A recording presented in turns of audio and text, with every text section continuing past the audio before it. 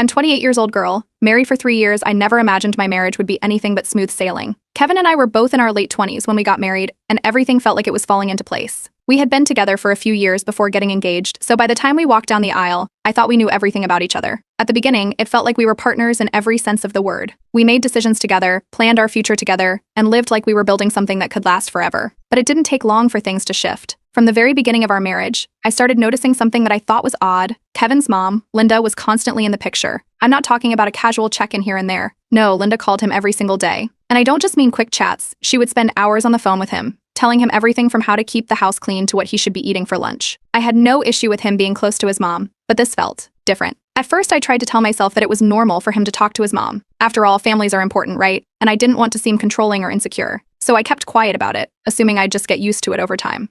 But over the months, it started to wear on me. It wasn't just the daily phone calls, it was the unsolicited advice that came with them. Linda didn't just comment on Kevin's life, she had opinions about everything we did as a couple. The most obvious example was when we moved into our first home together. I had spent months planning how I wanted to decorate it. I had a vision, and I was excited to make it our space. Then Linda stepped in.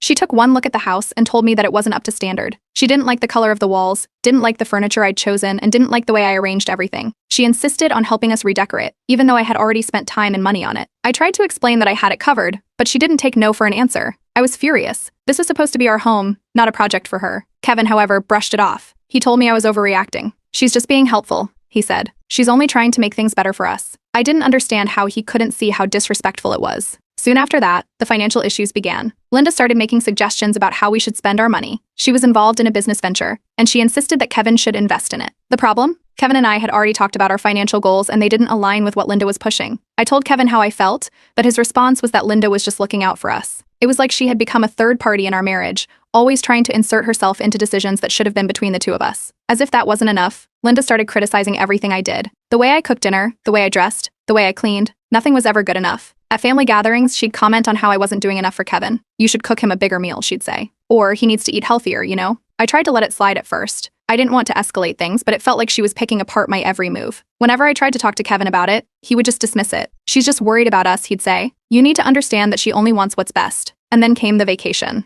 Linda decided to plan a family trip without even asking me. I found out through Kevin that she'd already booked everything. I wasn't consulted about the dates, the destination, or anything else. When I expressed my frustration to Kevin, he told me I was being too sensitive and that I should be grateful that Linda was doing something nice for us. It felt like I was losing control over my own life. Linda's influence was everywhere. Things took a darker turn when Linda became possessive of Kevin. She would call him constantly, asking him where he was, what he was doing, and who he was with.